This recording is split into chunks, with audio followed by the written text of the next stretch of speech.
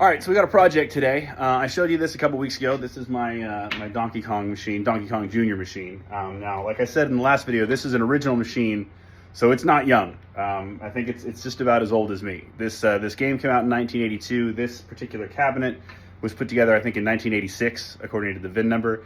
And the cabinet itself is in really good shape. Now, the artwork and the vinyl here, this is a reproduction to kind of put back on what used to be there. So this isn't the original sticker that was on it, but this is the original cabinet. It's got new T-molding on it. So everything on it looks really good. But just like me, it's not young, and therefore there are some things that are kind of busted on it. So it's got a problem with the video. I'll show you right now. Yeah, so as you can see, not great, right? Not supposed to look like that. But here's the thing. The game is working. So if you hit the buttons, you can hear it, right? So the game's functioning, which to me means the chips and the board are all working right. All right, so I'm gonna try to show you this. This is the chassis for the monitor here in the back of this game. And as you can see, the capacitors on the monitor board are all pretty new. You can tell by that kind of green shine on them that those aren't the original caps. So I don't really think that's the problem that I'm dealing with here. I think what the problem is, if you look at the game board and how it's mounted here, it's not super secure. And these little guys back here control the horizontal and vertical roll from the game board itself. And in transport, and as it moves around, you can see it knocks up against the sidewall here. And I think this one in particular is shot. So I'm gonna pull that off and solder a new one on, see if that stops our problem.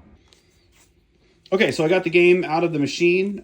For those of you who haven't seen these before, it's pretty basic. This is most Donkey Kong and Donkey Kong Jr. games come on these 2-board systems where they're pretty much identical. Depending on what year yours is made, though, you might have a 4-board system. Some of the juniors, and I think Donkey Kong 3s came on 4-board PCB systems that had the chips kind of set up in a slightly different way, but it doesn't really matter. The issue for me is on the back side of my board. I think this potentiometer in particular is bad, so I'm going to replace it. But I went ahead and ordered some extras, and I figured if this one's bad, this one might be as well. So I'm going to go ahead and take them both off and swap them out with these and see if that fixes our problem.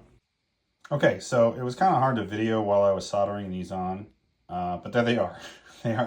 They are on, and now it's time to see, once I put it all back together, if I was right, and that is the problem. So let's fire her back up.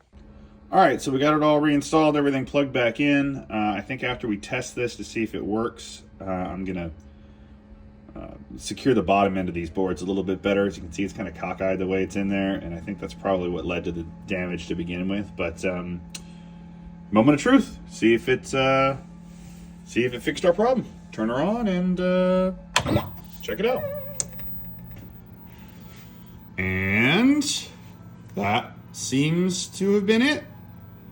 We are good to go. Like I said before, the caps on the monitor I think are in good shape. You can see the colors are real good here. There's no weird rolling or tearing or fading or missing colors or anything like that. So I'm gonna secure that board a little bit better, button her back up, and see if we're good. All right, so as you can see, it's all put back together and it is working. So I'm gonna count this repair as a success. You know, I have a couple other projects. I have an 8-bit Nintendo that I fixed recently that I probably should have done a video on, because I know a lot of guys still have those, or maybe you find them at a yard sale or something and you think they don't work.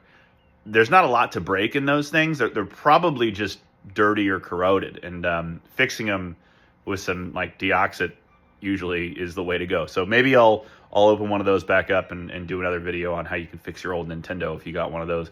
Got some pinball things we got to do too. But yeah, thanks for checking it out. If you have a problem like that in your Donkey Kong, hopefully I turned you on to a solution.